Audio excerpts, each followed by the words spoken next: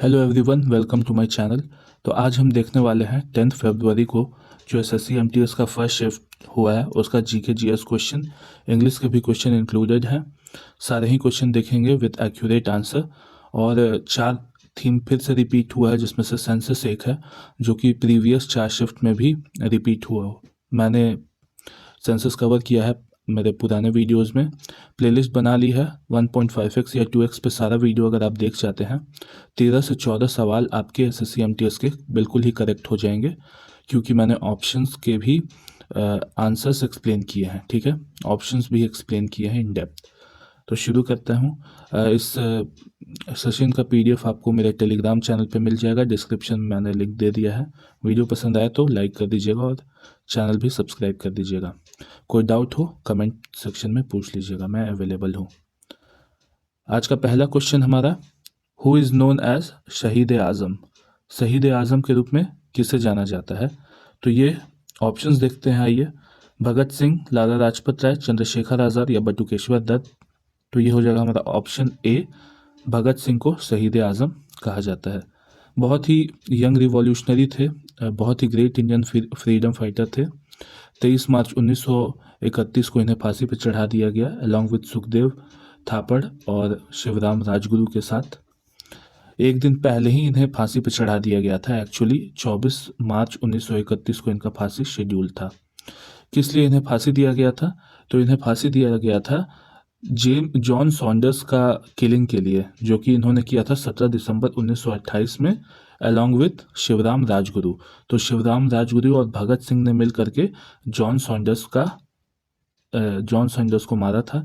Actually में British superintendent James A Scott को मारना था उन्हें, क्योंकि जेम्स ए स्कॉट ने 17 नवंबर 1928 को लाला लाजपत राय जी पे लाठीचार्ज करवाया और लाला लाजपत राय जी का डेथ हो गया इस वजह से। उसके बाद बटुकेश्वर दत्त के साथ मिल करके भगत सिंह 8 अप्रैल 1929 को सेंट्रल लेजिस्लेटिव असेंबली पे बॉम्बिंग करते हैं टू प्रोटेस्ट। किस लिए प्रोटेस्ट? तो पब्लिक सेफ्टी बिल और ट्रेड डिस्प्यूट बिल जो पास होने वाला था सेंट्रल लेजिस्लेटिव असेंबली में, उसके लिए प्रोटेस्ट करना था भगत सिंह को। तो इसीलिए बॉम्ब फेंका था इन्होंने। किसी को हार्म करने का इंटेंशन नहीं था, लेकिन ये था कि to make the deaf hear. Lala Lajpat Rai को पंजाब केसरी का टाइटल दिया गया है, लायन ऑफ पंजाब। ठीक है।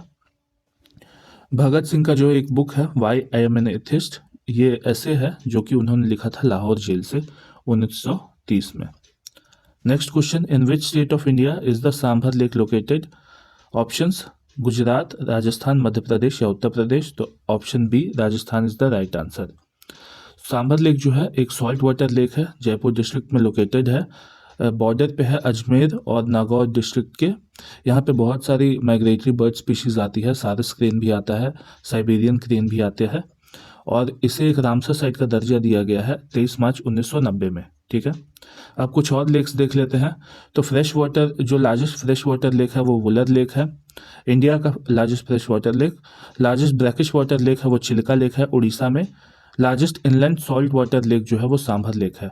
इनलैंड मतलब ये ओशन से सटा हुआ नहीं है, ये लैंड से इनक्लोज्ड है। ठीक है। ओनली फ्लोटिंग नेशनल पार्क कहाँ पे है? तो वो है लोकटक लेक, केबुल लामजाओ। और मीटियोर से इम्पैक्ट हुआ तो जो एक लेक बना है महाराष्ट्र में वो है लोनार लेक। लोनार लेक का कलर पिंक है क्योंकि इसमें मिलता है सॉल्ट लविंग हेलोफिलिक बैक्टीरिया। ठीक है। अब कुछ और इंपॉर्टेंट लेक देख लेते हैं। तो चिल्का सांभर तो हमने देख लिया। पुलिकट लेक जो है वो ब्रैकिश वाटर लेक है, आंध्र प्रदेश और तमिलनाडु के बॉर्डर के पास मिलता है। ब्रैकिश वाटर लेक मतलब जहाँ पे फ्रेश वाटर भी मिल रहा हो और समुद्र का पानी भी मिल रहा हो, तो वो थोड़ा कम खारा पानी जो बनाता है उसे ब्रैकिश वाटर कहते हैं। लोनार लेक क्रेटर लेक है, सलाइन है, ये भी ध्यान रखना है, सॉल्ट लिविंग बैक्टीरिया पाया जाता है। वेम्बनाथ कोल जो है वो सबसे लंबा लेक है इंडिया का, और यहीं पे बोट रेस होता है। ठीक है, ये केरला में है, और ये भी ब्रैकिश और फ्रेश वाटर है। हुसैन सागर आर्टिफिशियल लेक है, तेलंगाना में लोकेटेड है। आगे बढ़ते हैं। Who founded the Kanva dynasty? Kanva वंश की स्थापना किसके द्वारा की गई थी? ऑप्शंस देखते हैं। सुशर्मन, वासुदेव, सिमुक या देवभूति। तो हमारा ऑप्शन बी हो जाएगा वासुदेव कन्व ने कन्व डायनेस्टी का स्टैब्लिशमेंट किया था। ठीक है, इन्होंने ये मिनिस्टर थे वासुदेव कन जो है वो देवभूति के मिनिस्टर थे। देवभूति जो है वो लास्ट रूलर थे सुंग डायनेस्टी के। ठीक है, तो इन्होंने देवभूति को मार दिया और सुंग डायनेस्टी का स्टैब्लिशमेंट किया लगभग 75 बीसी में, और लगभग 45 सालों तक इन्होंने मगध पे राज किया था। एक बात और ध्यान रखना है कि जो सुंग डायनेस्टी है उसका स्थापना किसने किया था, तो पुष्यमित्र सुंग ने, जिन्होंने मौर्य डायनेस्टी के लास्ट रूलर बृहद्रथ को मार करके सुंग डायनेस्टी का स्थापना किया था। ठीक है, जो लास्ट रूलर है कण्व डायनेस्टी का वो है सुशर्मन, ध्यान रखना है। और सुशर्मन को जो है वो सिमुक ने हराया था, जो कि फाउंडर था सतवाहना डायनेस्टी का। तो क्रोनोलॉजी देख लीजिए, मौर्यन डायनेस्टी का बृहद्रथ था, उसको पुष्यमित्र सुंग ने मारा। उसके बाद देवभूति जो कि आखिरी राजा था सुंग डायनेस्टी का, उसे वासुदेव कण्व ने मारा, जो कि कण्व डायनेस्टी का फाउंडर था। उसके बाद जो सिमुक है सतवाहना डायनेस्टी का, उसने सुशर्मन को मारा, जो कि आखिरी रूलर था ये आपका कण्व डायनेस्टी का। तो सतवाहना फिर रूल पे आया। ये ब्राह्मणिकल आइडियोलॉजी फॉलो करते थे, ध्यान रखिएगा। कण्व और सुंग दोनों ब्राह्मणिकल आइडियोलॉजी फॉलो करते थे। हिंदी में है, पढ़ लीजिएगा एक बार रुक करके। Next question, the race of my life is the autobiography of which athlete. The race of my life किस खिलाड़ी का आत्मकथा है। ऑप्शंस देखते हैं, पीटी उषा, युवराज सिंह, मिल्खा सिंह या सचिन तेंदुलकर। तो हमारा ऑप्शन सी मिल्खा सिंह का ये ऑटोबायोग्राफी है, the race of my life. Milkha Singh को द फ्लाइंग सिख का टाइटल दिया गया है। सचिन जो है वो उनका एक बुक है playing it my way.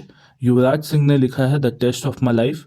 Yuvraj Singh को जब कैंसर हुआ था तो उसी से प्रेरित होकर के जब वो ठीक हुए तो the test of my life किताब लिखी अपने जीवनी पे।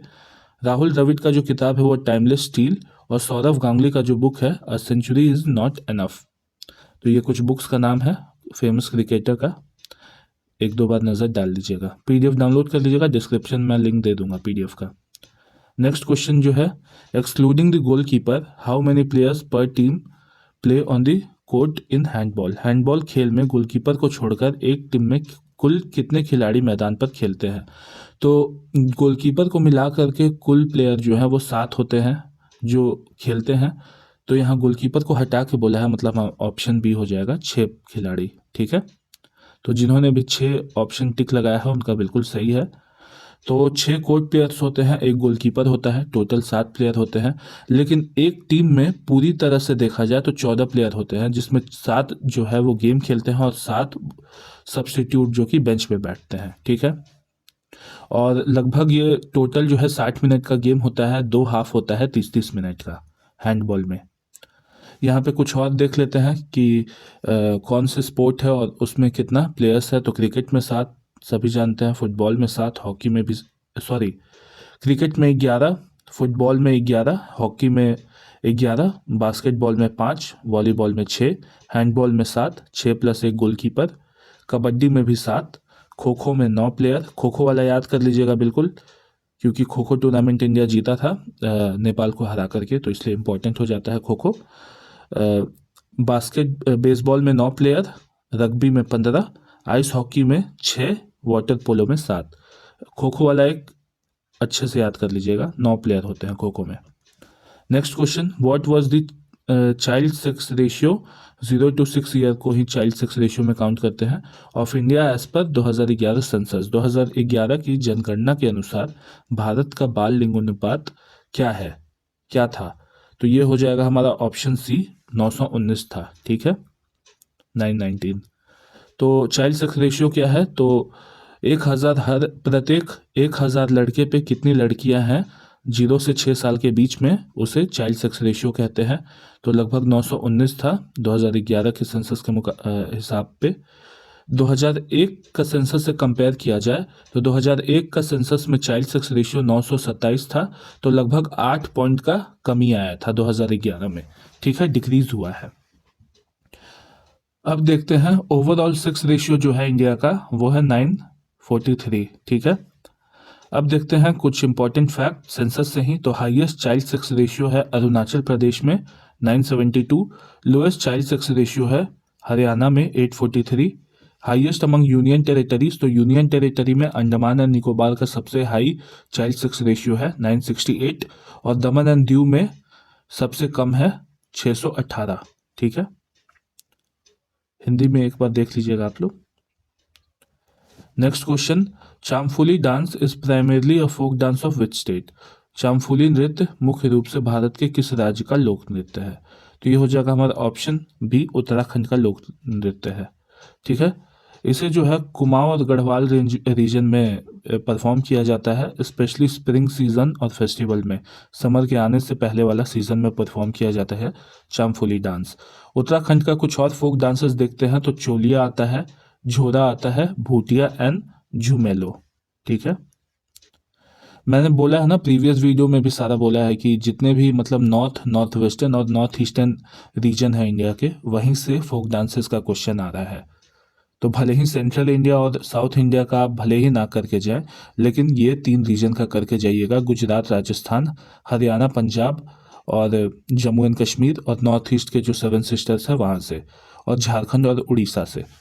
ठीक है, next question, in which city of India is Udupi Ramchandra Rao युवा Rao satellite centre located?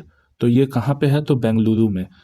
Udupi Ramchandra Rao जो हैं उनका डेथ हो गया 2017 में, लेकिन ये जो हैं चेयरमैन रहे हैं इसरो के। ठीक है, बहुत प्रभावशाली व्यक्ति थे।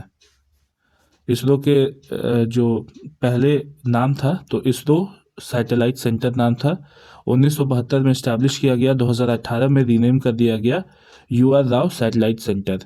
2017 में इनका डेथ हो गया था, तो 2018 में सरकार ने नाम चेंज करके युवा राव सैटेलाइट सेंटर कर दिया। ठीक है, श्रीहरिकोटा में सतीश धवन स्पेस सेंटर है, जो कि लॉन्च पैड है, यहीं से लॉन्च होता है श्रीहरिकोटा में से। और तिरुवनंतपुरम में जो है वो विक्रम साराभाई स्पेस सेंटर है। यहाँ ये जो है विक्रम साराभाई स्पेस सेंटर, यहाँ रॉकेट डेवलपमेंट का काम होता है। अहमदाबाद में है जो, वो स्पेस एप्लीकेशन सेंटर है, यहाँ पेलोड डेवलप किया जाता है, जो भी पेलोड भेजना होता है। ठीक है, next question, where is international mango festival usually organised? अंतर्राष्ट्रीय आम महोत्सव आमतौर पर कहाँ आयोजित किया जाता है? तो ये जो है हमारा दिल्ली में किया जाता है, option B is the right answer. और इसे स्टार्ट किया गया था 1987 में, इंटरनेशनल मैंगो फेस्टिवल। ठीक है, ये एक एनुअल इवेंट है, जून जुलाई में होता है, दिल्ली, हाट, जनकपुरी और पीतमपुर में। और इसे Delhi tourism and transport development corporation organise करवाती है इस फेस्टिवल को। और अपेडा जो है वो भी इसमें सपोर्ट करता है, agriculture and process food production export development authority. APEDA के बारे में जानते होंगे, एम्पेडा के बारे में भी आप लोग जानते होंगे। मरीन एनिमल्स का एक्सपोर्ट जो देखता है वो एम्पेडा है, और एग्रीकल्चर, फिनिश्ड एग्रीकल्चर गुड का जो एक्सपोर्ट देखता है वो अपेडा है। ठीक है, next question, what is the most appropriate antonym of word fragile? तो फ्रेजाइल का स्टिकर देखे होंगे आप लोग, जिसपे एक ग्लास का ये बना हुआ रहता है, वाइन ग्लास बना हुआ रहता है। तो फ्रेजाइल का मतलब होता है कि टूटने वाला, बहुत जल्दी टूट जाने वाला। तो इसका एंटोनिम पूछा है, तो इसका एंटोनिम हो जाएगा रोबस्ट। क्यों? क्योंकि इसका बाकी सारा जो है वो सिनोनिम है। फ्रेजाइल मतलब वीक होता है, डेलिकेट होता है, या ब्रेटल जो आसानी से टूट जाए। तो बी हो जाएगा रोबस्ट हमारा सही आंसर। ठीक है, रोबस्ट मतलब स्ट्रॉन्ग, स्टर्डी एंड पावरफुल, और इसीलिए फ्रेजाइल जो है वो एंटोनिम है रोबस्ट का। Next question, the legionnaires outbreak spread in Paris 2025 is related to which state? तो ये जो लीजियोनेर्स डिजीज है, ये एक तरह का रेस्पिरेटरी डिजीज है, न्यूमोनिया। ठीक है, न्यूमोनिया से फैलता है सांस लेने की वजह से। ये आपका जो है आपका बैक्टीरिया लीजियोनेला की वजह से फैलता है। इसमें सीवियर लंग इन्फेक्शन होने का चांसेस है, और न्यूमोनिया होने का चांसेस है। ये जो मिस्ट में, वाटर ड्रॉपलेट में एरोसोल्स मिला होता है ना, इतना सारा एरोसोल भी वोल्टाइल ऑर्गेनिक कंपाउंड जो रिलीज होता है, तो वो सब जब इनहेल करता है बॉडी, तो ये बैक्टीरिया जन्म लेता है, लीजियोनेला। ठीक है, नेक्स्ट क्वेश्चन हमारा देखते हैं। तो the art of beautiful writing involving stylised expensive lettering created with pens और ब्रशेज इज नोन एज? तो ये क्या बोलते हैं इसे, कार्टोग्राफी, कैलीग्राफी, डेक्टिलोग्राफी या एथनोग्राफी। तो ये कैलीग्राफी हो जाएगा। कैलीग्राफी में ही स्पेशलाइज्ड वे में, बहुत ही इंट्रिकेट वे में लिखा जाता है, बहुत ही सुंदर हैंडराइटिंग में लेटर्स को लिखा जाता है। अब ध्यान रखना है एक फैक्ट कि जो हमारा कॉन्स्टिट्यूशन है उसे हाथ से खुद से किसने लिखा था, तो वो कैलीग्राफर थे प्रेम बिहारी नारायण रायजादा जी ने। ठीक है, कैलीग्राफी हो जाएगा। कैलीग्राफी से क्वेश्चन भी आया था पहले भी, इससे मतलब कैलीग्राफी ऑप्शन में था वहाँ पे, तो मैंने पढ़ाया था तो कैलीग्राफी भी समझाया था। कार्टोग्राफी जो है वो मैप्स बनाने वाले, मैप्स का स्टडी करने वाले कार्टोग्राफी ये करते हैं। ठीक है, कार्टोग्राफी मतलब मैप्स होता है। नेक्स्ट क्वेश्चन देखते हैं, Kuki dance is primarily a folk dance of which state. तो कुकी नृत्य भारत के किस राज्य का लोक नृत्य है, तो ये कुकी डांस जो है वो नागालैंड का है। ठीक है, option A is the right answer. ये जो है हमारा कुकी जनजाति के द्वारा मनाया जाता है, कुकी ट्राइब के द्वारा। और कुकी ट्राइब जो है वो मणिपुर, असम और मिजोरम के भी कुछ पार्ट में पाई जाती हैं। अदर फोक डांसेस देखते हैं नागालैंड का, तो रेंगमा हो गया, बैम्बू डांस जो कि जेलांग ट्राइब मनाती है, चांगलो जो है वो सुअलुआ ट्राइब मनाती है, और अलुयत और आउलिंग मोन्यू डांस और एक बटरफ्लाई डांस भी नागालैंड में फेमस फोक डांस है। ठीक है, what is the total number of villages in India according to 2011 census. तो 2011 की जनगणना के अनुसार भारत में गांव की कुल संख्या कितनी थी, तो ये हो जाएगा 6,40,930 टोटल, इतना गांव की संख्या थी। देखिए सेम शिफ्ट में दो दो सेंसस का सवाल आ गया। 2001 के मुकाबले देखा जाए तो आंकड़ा बढ़ा है। 2001 में लगभग 5,93,731 विलेजेस ही थी, तो लगभग देखा जाए तो 47,000 का जंप आया है, 47,000 गांव का जंप आया है एक डेकेड में। पॉपुलेशन डिस्ट्रीब्यूशन देखते हैं तो लगभग 68.84% जो है भारत का वो रूरल एरिया में रहता है, तो मतलब 31.16% जो है वो अर्बन एरिया में रहता है। ये पॉइंट अच्छे से याद कर लीजिएगा, क्वेश्चन आ सकता है, बहुत चांसेस है। सबसे ज़्यादा हाईएस्ट नंबर ऑफ विलेजेस कहाँ से है, तो उत्तर प्रदेश से। गोवा में सबसे कम विलेजेस है 411, और टोटल नंबर ऑफ डिस्ट्रिक्ट जो है वो 640 है। ठीक है, तो गोवा में 411 गांव है, उत्तर प्रदेश में 1,07,753 गांव है। टोटल टाउन सिटीज़ कितना है, तो 7,935। ये वाला जो 2011 का सेंसस है 15वां सेंसस था सिंस 1972, और जब से भारत आज़ाद हुआ है तब से 7वां सेंसस था, और सेंसस कमिश्नर थे सी चंद्रमौली जी। हिंदी में पढ़ लीजिए एक बार। Next question, which of the following is a synthetic indicator. निम्नलिखित में से कौन सा एक क्रीमित सूचक सिंथेटिक इंडिकेटर है, मिथाइल ऑरेंज, फिनोप्थिलीन, लिटमस या बोथ ए एंड बी। तो हमारा option D both A and B is the right answer. Litmus जो है वो नेचुरल इंडिकेटर है। सिंथेटिक इंडिकेटर जो है वो लेबोरेटरीज में केमिकल के द्वारा प्रिपेयर किया जाता है। मिथाइल ऑरेंज और फिनोप्थिलीन जो है वो मैनमेड केमिकल इंडिकेटर है। मिथाइल ऑरेंज का कलर कैसा हो जाता है, तो रेड कलर देता है जब एसिड गिराया जाता है मिथाइल ऑरेंज के अंदर, और येलो कलर देता है जब बेस या अल्कलाइन मीडियम का हो जाता है सॉल्यूशन, तब मिथाइल ऑरेंज येलो देता है। फिनोप्थिलीन कलरलेस हो जाता है लिक्विड एसिड मीडियम में, एसिड जब डालते हैं फिनोप्थिलीन में तो कलरलेस हो जाता है, और पिंक कलर देता है तब जब अल्कलाइन या बेस मीडियम हो, तो फिनोप्थिलीन बेस में पिंक देता है। लिटमस नेचुरल इंडिकेटर है जो कि प्लांट्स में मिलता है लिचेंस में। ठीक है, next question, Jhumti is the folk song of which state. घूमती गेम चले टॉप का टेम चले, तो ये कहाँ का है, तो झूमती जो है वो झारखंड का है। Option D is the right answer. Chairman का रील बना दे रहा है, चेयरमैन क्वेश्चन हाइड कर दे रहा है।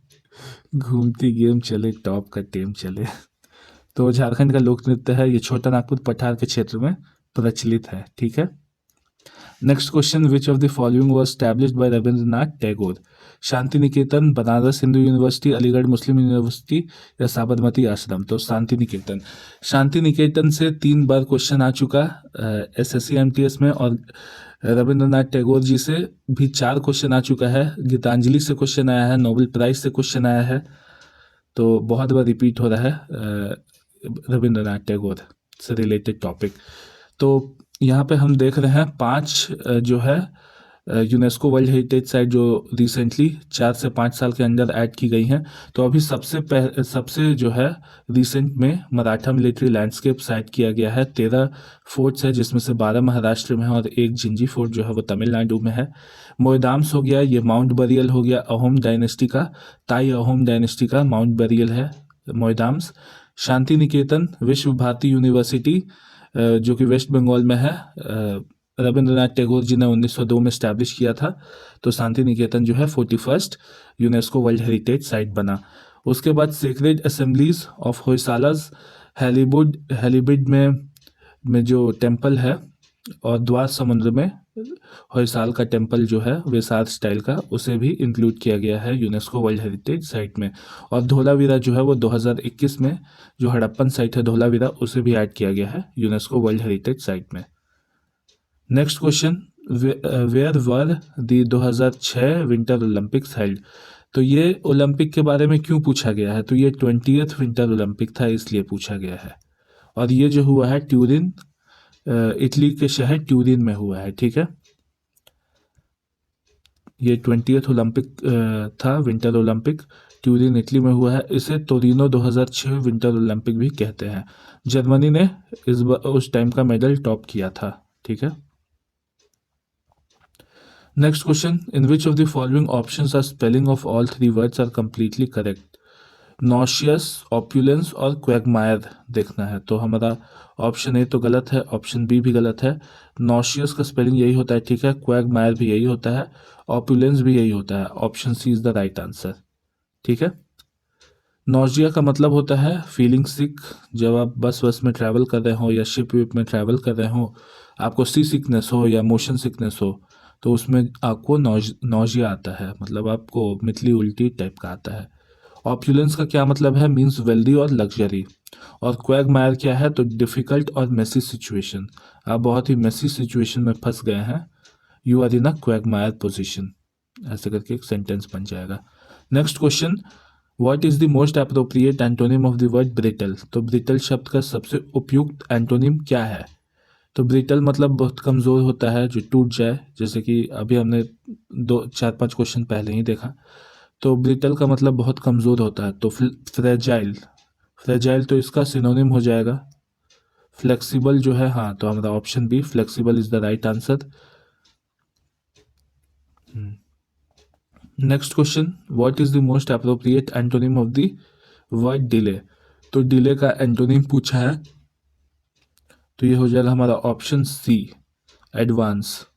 एडवांस मतलब शीघ्र करना, तुरंत काम करना। डिले मतलब रोक के रखना काम को, बाद में करने का सोचना। Next question, what is the most appropriate synonym of the word indispensable. तो इसका सिनोनिम जो है वो एसेंशियल हो जाएगा। इंडिस्पेंसिबल वो चीज़ होता है कि ये बिल्कुल ज़रूरी है, एक नेसेसिटी है, करना ही है आपको, बिना किए नहीं हो पाएगा। नेक्स्ट क्वेश्चन देखते हैं, under which act could the British government detain any person on the basis of suspicion for 2 years without any trial. तो ब्रिटिश सरकार जो है एक काला कानून लाई थी, रॉलेट एक्ट। इसमें क्या था कि अगर आपको मेयर एप्रीहेंशन पे पकड़ लिया जाएगा 2 साल तक, नो वकील नो दलील, ये स्लोगन दिया गया था कि ना आपका ट्रायल होगा कोर्ट में, ना आपको फ्री छोड़ा जाएगा 2 साल तक। तो इसलिए ये लाया गया था, ठीक है। Option C is the right answer. Next question, अच्छा क्वेश्चन नहीं, अब देख लेते हैं ऑप्शंस का कुछ इंपॉर्टेंट पॉइंट।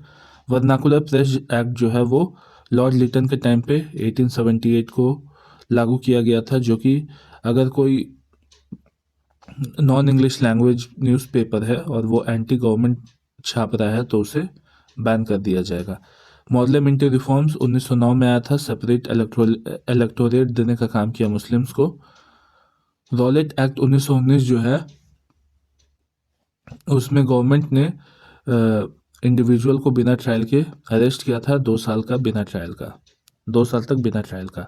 इसे काला कानून भी कहते थे। पिट्स इंडिया एक्ट 1784 में क्या था, तो direct control of British government over Indian administration और बोर्ड ऑफ कंट्रोल को स्टैब्लिश किया था, जो कि ईस्ट इंडिया कंपनी का ये एडमिनिस्ट्रेटिव फंक्शन देखता था। ठीक है, बोर्ड ऑफ कंट्रोल स्टैब्लिश किया, पहले से था court of directors. Next question, in which year was the coal mines authority limited CMAL established?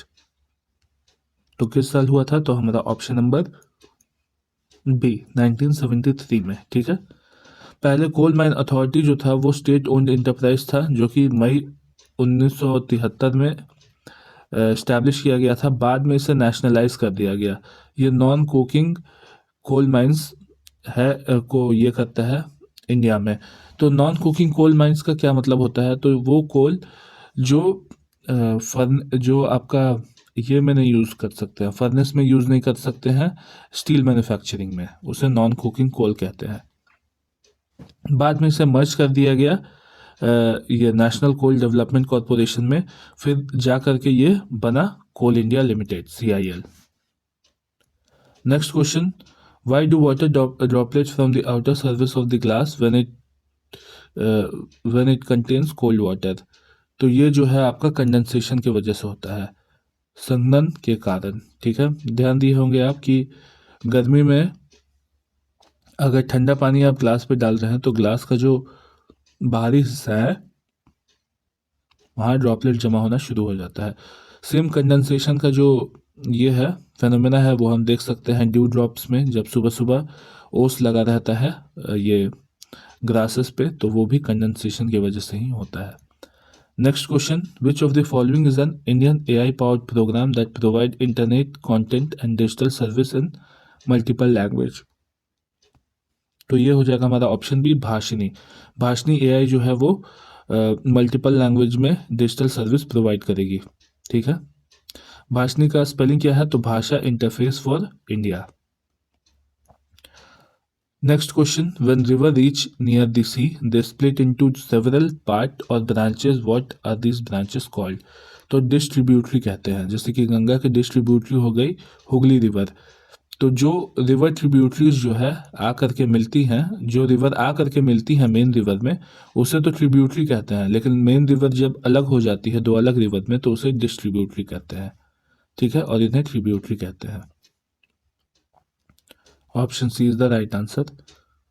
Next question, What was the impact on Indian foreign exchange reserve due to LPG reforms implemented after 1991?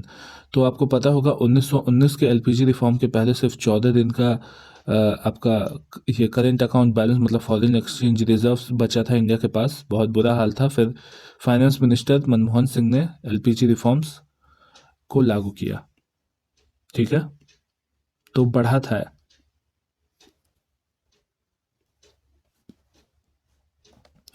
Next question पे चलते हैं, tracheid tissue is primarily used in which of the following?